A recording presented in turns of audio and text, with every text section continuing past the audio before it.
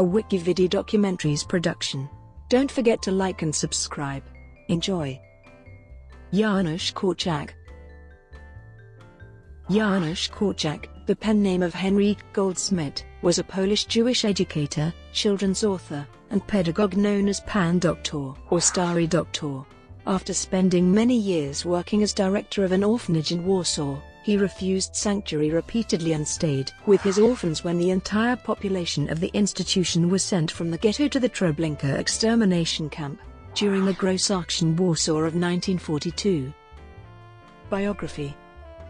Korczak was born in Warsaw in 1878 or 1879 into the family of Józef Goldszmit, a respected lawyer from a family of proponents of the Haskalah, and Cecilia Nagbeka, daughter of a prominent Kala family. Born to a Jewish family, he was an agnostic in later life who did not believe in forcing religion on children. His father fell ill around 1890 and was admitted to a mental hospital, where he died 6 years later on the 25th of April 1896.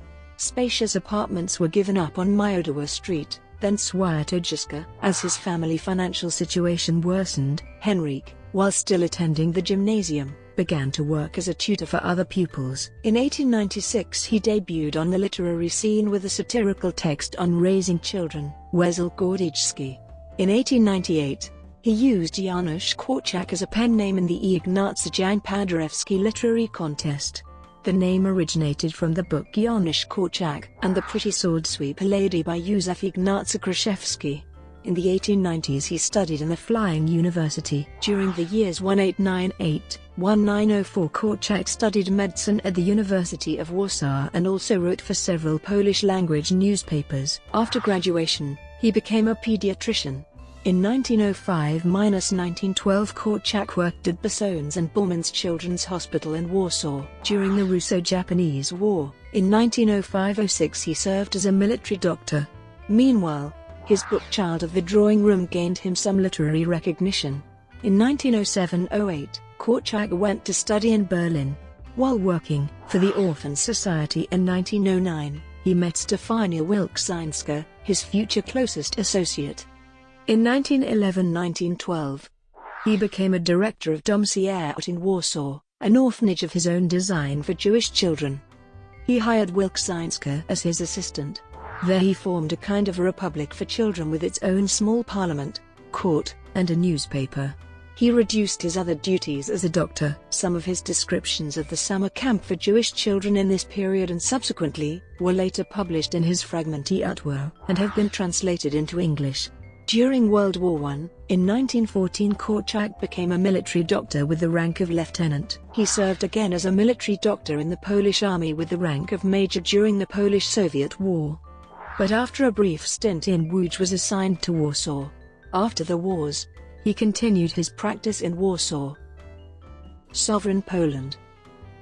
In 1926, Korczak arranged for the children of the Dom Sierot to begin their own newspaper, the Mały Przegląd, as a weekly attachment to the daily Polish Jewish newspaper Nasz Przegląd.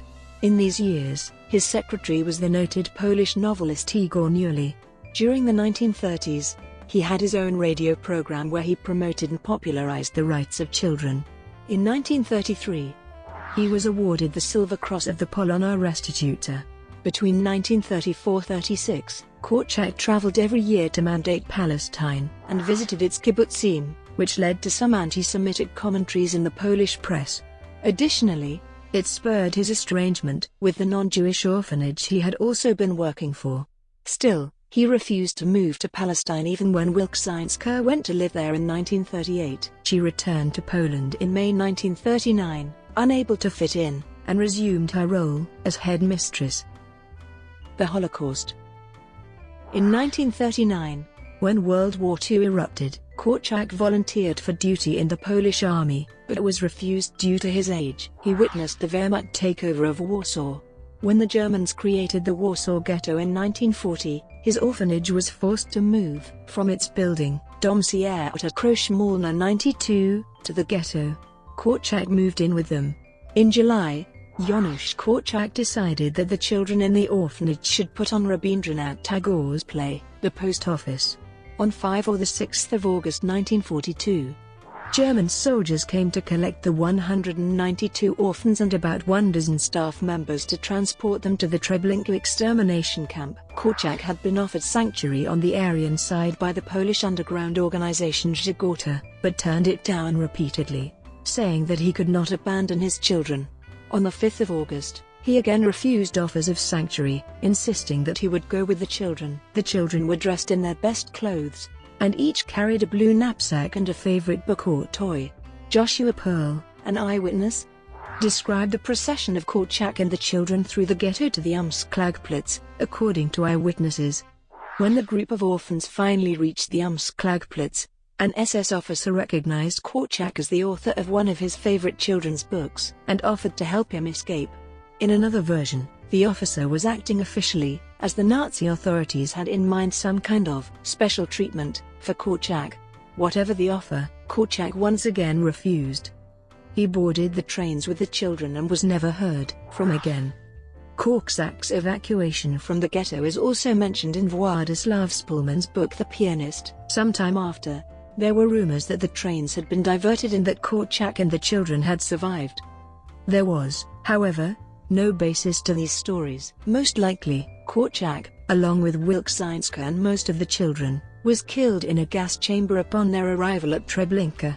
A separate account of Korczak's departure is given in Mary Berg's Warsaw Ghetto Diary. There is a cenotaph for him at the Okopowa Street Jewish Cemetery in Warsaw, with a monumental sculpture of Korczak leading his children to the trains. Created originally by Mieczysław Smoczewski in 1982, the monument was recast in bronze in 2002. The original was re-erected at the boarding school for children with special needs in Borzyczki, which is named after Janusz Korczak. Writings.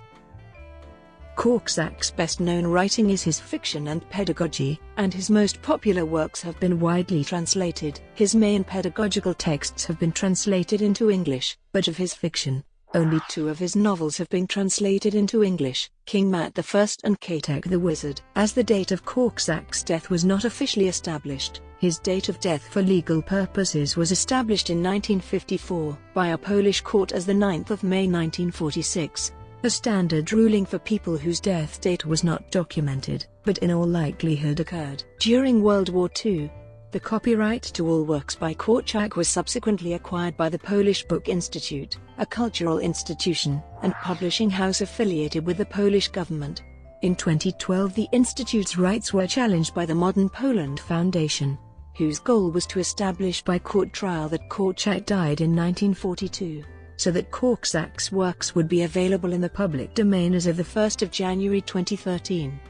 The foundation won the case in 2015 and subsequently started to digitize Korczak's works and release them as public domain e-books.